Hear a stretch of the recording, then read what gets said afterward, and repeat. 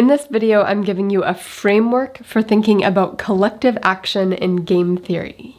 This is also going to relate to a scaled-up version of the prisoner's dilemma, or a multiplayer prisoner's dilemma, so this is a subcategory of the collective action game. Many of the most pressing issues our society faces have to do with this game theory. The basic framework here is that there's either a benefit to the group, which includes the individual, but a high cost to the individual, or else there's a benefit to the individual at the cost to the group. Now let me show you how many societal issues can be modeled using this. This includes the spread of misinformation, fighting corruption, resource depletion, voting, reducing carbon emissions, saluting the flag of an evil regime, therefore granting them a little bit extra validity, witch hunts, investment in public health, social media chaos, whistleblowers, overpopulation, vaccines, labor union strikes, and the underproduction of math educational videos like this one. If we want to solve any of these, we need to learn about game theory to figure out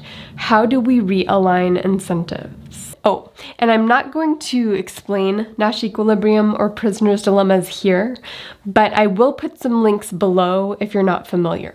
It can help to start out with a prisoner's dilemma. And that is because if you work a lot with game theory, you just have a very intuitive understanding of what this thing is doing, what it means. So setting it up like this way to start with, where you're collapsing a many-player game down into a two-player game just to think about the properties of the game, can be just insightful and can sort of jumpstart the process.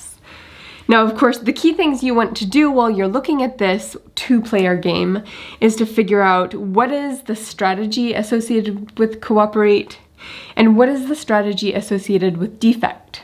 And by doing that, you're also trying to figure out what is the equilibrium that's most likely and what is the equilibrium that you would like to end up with if you can change the payoff.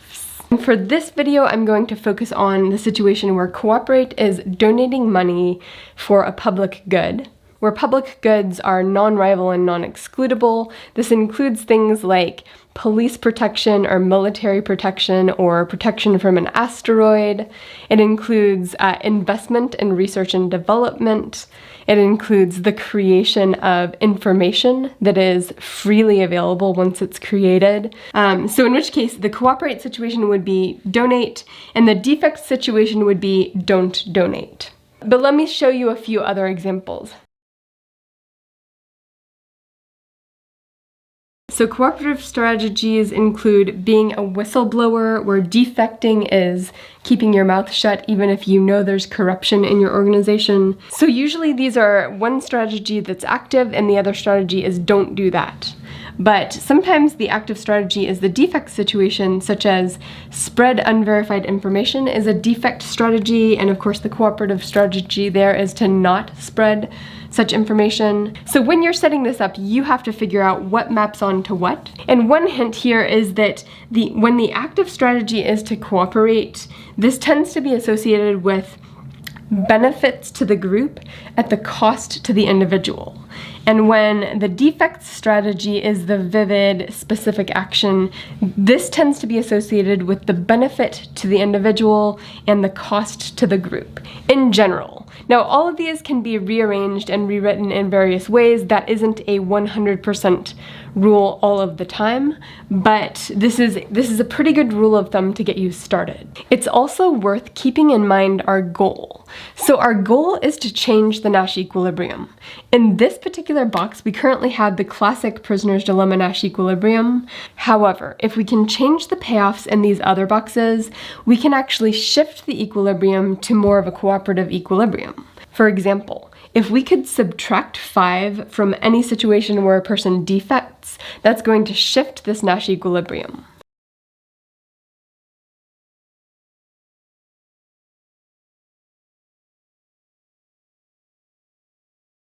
So if we can somehow subtract 5 whenever a person defects, then we get a new Nash equilibrium that is good for the whole group and is an improvement over the previous situation. Now, you might ask the question, when do you actually get to change the payoffs in a game theory matrix? And the answer is if you are the one designing the game. The designers of the systems and the institutions are the ones to write the payoffs for the game. So you might imagine the government is one such example, but this also includes designers of online platforms, like the programmers and the social media managers. It also includes blockchain developers and people designing those systems, but it also includes everyday people like you and me.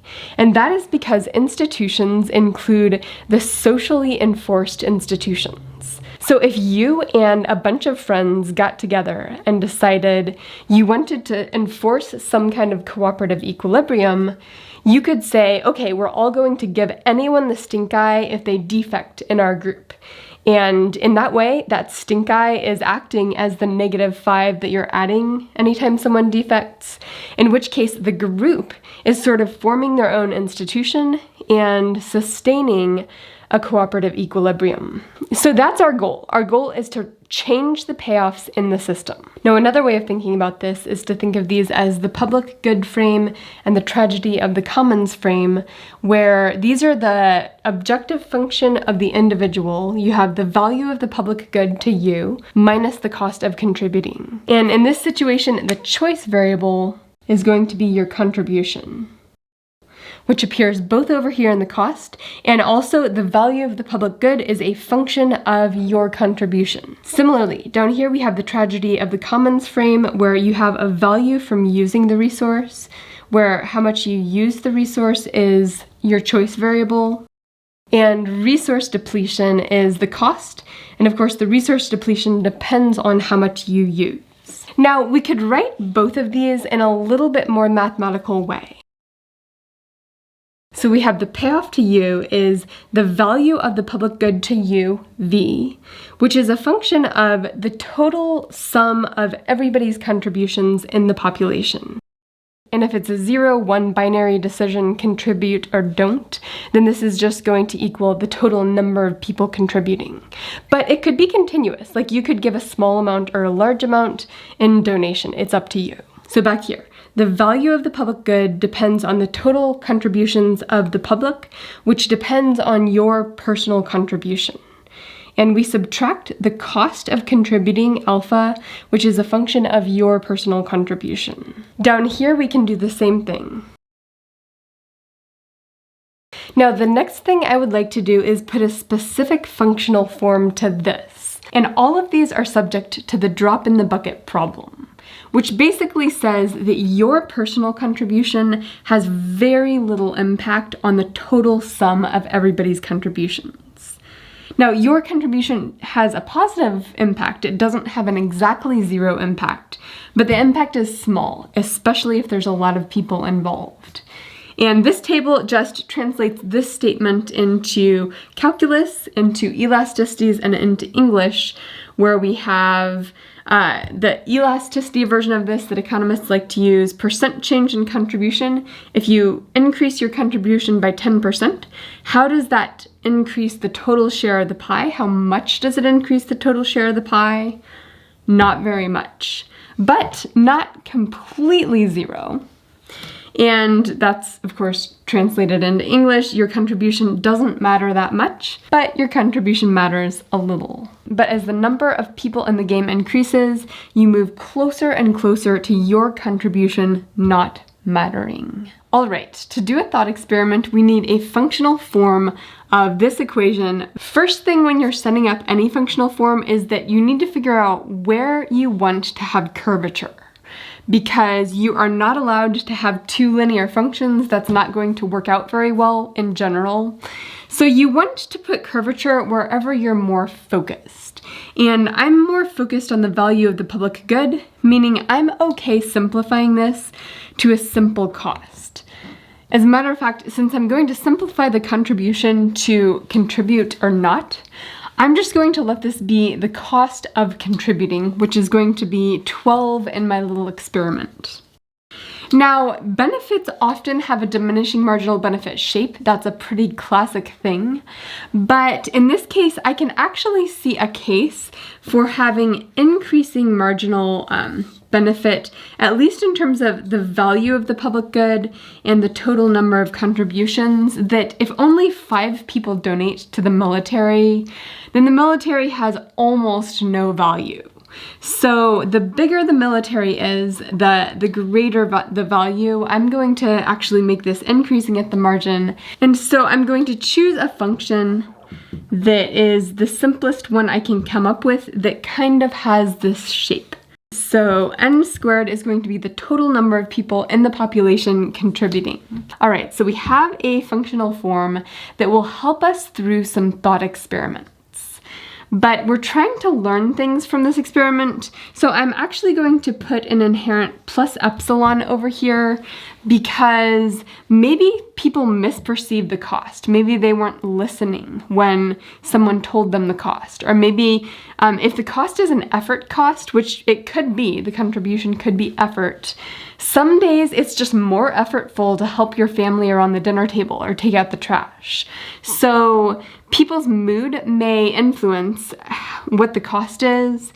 So I'm just adding an epsilon to acknowledge that as we're doing the thought experiment, we want to be thinking about what would happen if there were variations in the functional form. So what we're doing now is we're going to set up this particular functional form and this game to see what are the equilibriums, how do we move towards those equilibriums, and what can we learn from that process. Now I've narrowed the game down even a little bit more specifically by making it an 8-player game. And each player is deciding, do I donate or do I not donate? The utility function is what we described before. And now we're also going to be thinking about Nash equilibrium. For me, I think the most intuitive and useful definition of Nash equilibrium is that it's a no regrets equilibrium. It means wherever we end up after all the dust is settled, every single player can look at the situation and say, given what every other player chose, I'm happy with my choice. I have no regrets. I'm going to be making smiley faces and sad faces, and if there's a sad face, that means somebody is going to regret. And the other thing about this is because people's behavior tends to follow their regret and their envy and their experience in the past, people are going to move toward a Nash equilibrium based on their regret. So let's watch that play out in this situation. With 8 players, I've started the game off with 4 people choosing not to donate and 4 people choosing to donate. So at this point, we want to know what is the payoff of each of these groups. Do either of these groups have any regrets? Now, we're going to have to do this separately for those who choose not to donate and those who choose to donate. So I'm color coding it for that reason. So we can see that the payoff to the non-donators from choosing not to donate is 4, which is the total size of the public good, squared. So that's 16. But we want to do this counterfactual. And I'm going to represent a counterfactual with a star that means counterfactual, just so that we know we're doing a situation where this person who chose not to donate is going to move their decision and change it so that they're up here and there's going to be n equals 5 instead of n equals 4, because we want to know, does this person regret not donating? Do they wish they would have donated? Let's see. So we have 4 plus 1, which would be the total 5 donations if this person switched their decision. That equals 13, which is less than 16. So we know that the people who chose not to donate are actually happy with their decision. They have no regrets. Now we need to do the same exercise for these 4 people, asking how happy are they now and how happy would they be if they switched over to not donating. That's 9. So we can see actually for these people who donated, they get a higher payoff if they switched their decision. In which case, they're not happy with their decision, they have regrets. There's a few things this means. 1, this is not a Nash equilibrium. 2, because they have regrets, in the future, when they're faced with similar situations, they're probably going to switch their decision down here. Meaning, we're going to sort of move in this direction. We're going to move toward fewer people up here donating and more people donating. In which case, let's actually see what happens if two of these people switch down here. In which case, redoing the math shows us that the non-donators are happy with their decision. They prefer the 4 of not donating rather than the -3 of donating. And we discover that yes, these people are still sad. So once again, these people have regret and are likely to switch down to the not donate scenario. And once again, we don't have a Nash equilibrium because we still have sad faces on the board. So let's pretend that both of these people are choosing not to donate. Payoff to the non-donators of not donating is 0.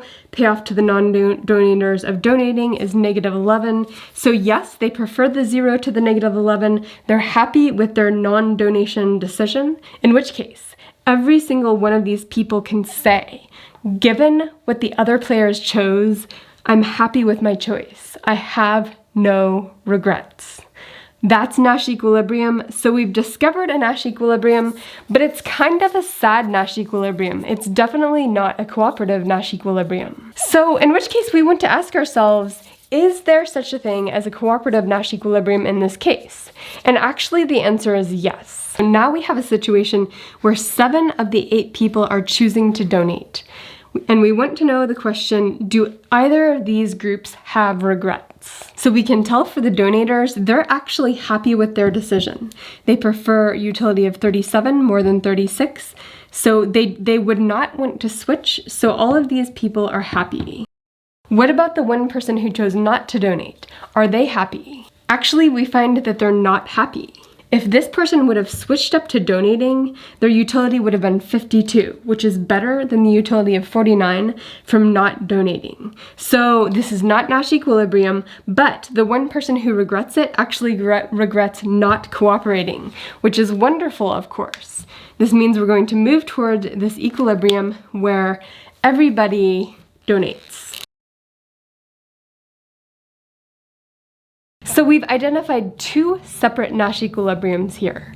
One where everybody donates and everyone gets a payoff of 52. The other where nobody donates and everybody gets a payoff of 0. So obviously we'd prefer this particular Nash equilibrium. However, there's this other catch which is about stability of equilibrium. And that is because humans are erratic, because we could have added this epsilon into this, meaning any one of these people could have randomly chosen not to donate any given round for no reason in particular or for something related to their mood. In fact, this could randomly happen to 3 people. It could be that 3 people move down here and don't donate because of something random. If that happens, the people who donated will regret their decision and will collapse toward the worst of the 2 Nash equilibriums. Let me stop and pull out some takeaways. One of the takeaways is that all you need to move towards one of these Nash equilibriums is people feeling regret. Second point here. The equilibrium you end up at depends on the starting point. It depends on how many people donate to begin with. I've had classes where it's likely to get at least 7 people donating just because everybody's kind of altruistic, in which case we're probably going to collapse up to the everybody donates situation. However, there's more situations that could happen that collapse toward the nobody donates situation. As a matter of fact, if you do out the math for every possible starting point, what you're going to find is the only starting points that lead to a cooperative equilibrium are the situations where 7 or 8 people donate. All other situations are going to collapse toward the nobody donates equilibrium. So some equilibriums are more stable. This gets to the third point. A scaled up version of a prisoner's dilemma is where the payoffs are such that the cooperative equilibrium doesn't even exist, that you can never sustain everybody cooperating based on the payoffs. And I will say, I'm not going to do this here, but if you change this cost of donating from 12 to 24, you're going to have a scaled up version of a prisoner's dilemma. In other words, even if all 8 people start out donating, you're going to collapse toward a situation where nobody is donating. Finally, how do you actually solve this situation? Like, we want to be constructive with our game theory. And the deal is, you have to change this payoff matrix by adding other payoffs into the situation. These can be negative payoffs, they can be positive payoffs, they could be financial penalties, they could be social penalties, they could be reputational benefits or reputational harms. If you're the one designing the system, you have to add enough extra structure into people's payoff functions to get the game theory to collapse toward the everybody donate scenario. That's the trick.